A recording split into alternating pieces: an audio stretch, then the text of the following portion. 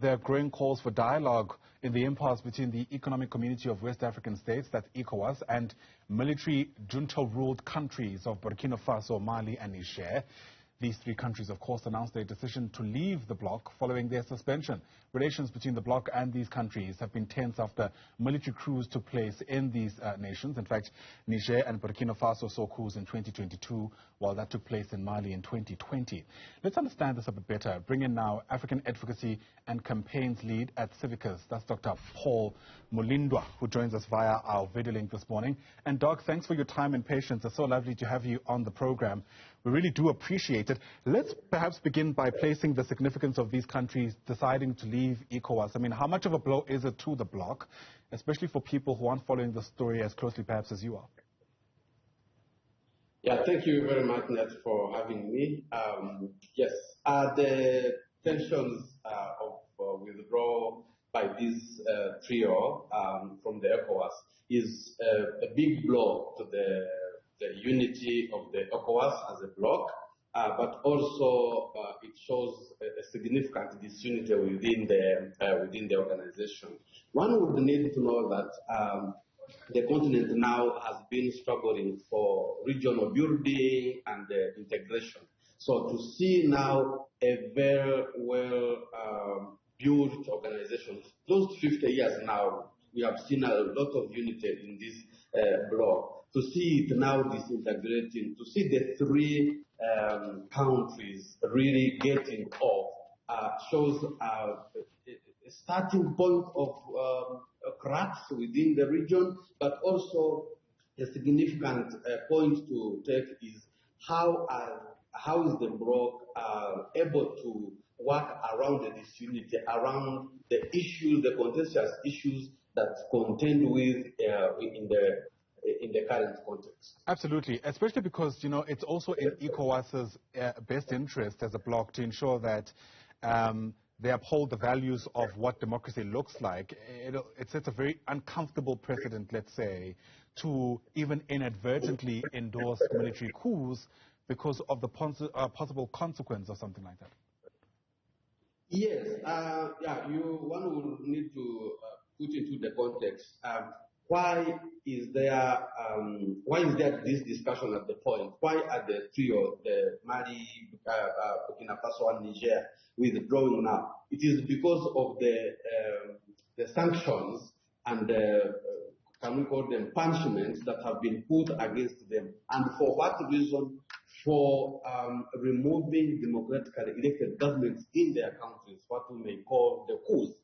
So to have this sense of withdrawing would mean like any other country now can take on a coup, and if a regional bloc like ECOWAS that has really been holding these principles of democracy, good governance, comes in, then the country will do what? Will withdraw. So it is like a threat to the ECOWAS bloc, to even other regions, not to interfere in the governance, in the democracies of their countries. And yet, the strong pillar on which this bloc is built is democracy. So we cannot be saying that ECOWAS is promoting democracy, is promoting good governance, and yet we see countries taking on who, and it can't do anything. Absolutely. This is also taking place within the greater context of what people are describing as a new world order, right? So criticism, for instance, around the EU as a bloc versus this newly established expanded BRICS, for example. And I wonder whether you can neatly place for us how you reckon this will ultimately end, because whether or not you want to believe it, change is certainly abound, and perhaps ECOWAS is just yet another one of these alliances being affected by that.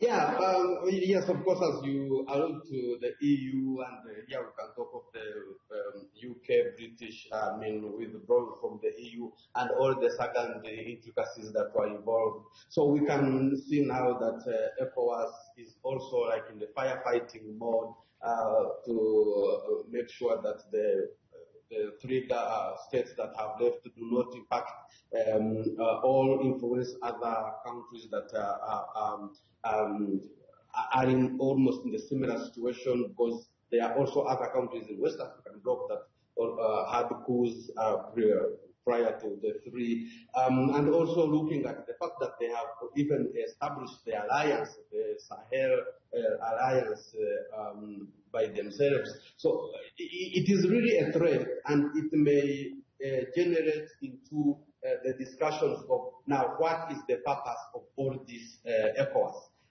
Why is it not, coming to the issues that are affecting the countries? One would need also to go back to the issue, or to the reasons that the countries are advancing.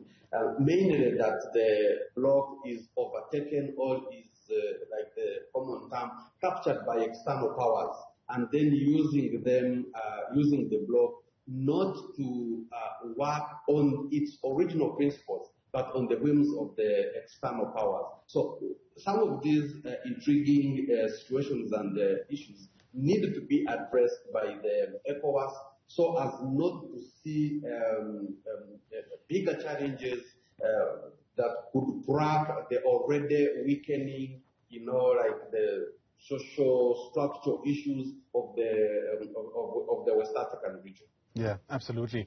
The obvious question is also around what happens to the citizens of these three countries if, in fact, ECOWAS is not able to mend these very severed ties, especially because in Burkina Faso, for example, election that was meant to take place this year has now been cancelled, which probably means that the ruling military junta will stay in power until some other time is decided for there to be some kind of democratic process to elect a government there.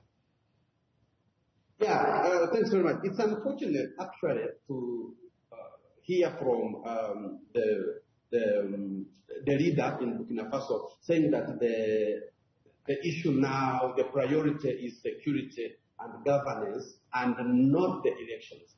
One would recall that when he came to power, he promised in 3 years he would have put, in 3 months, he would have put security and protection of individuals at all the levels that were needed. So he promised to finish all the jihadists or the rebels in Burkina Faso in 3 months, and also say that by July the country would go into the election.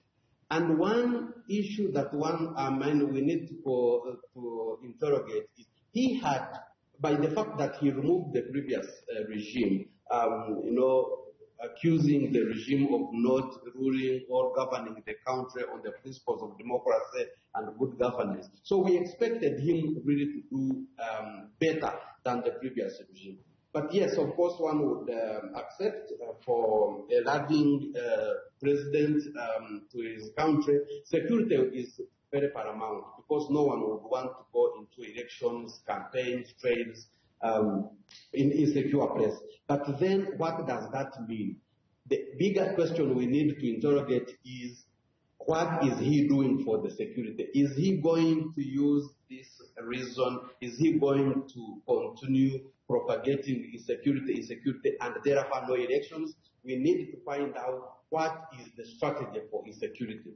Then secondly, for the people of Burkina Faso and the three countries at large, I think if the ECOWAS cannot continue with the diplomatic negotiations that have already started, we will see the citizens of these countries suffering.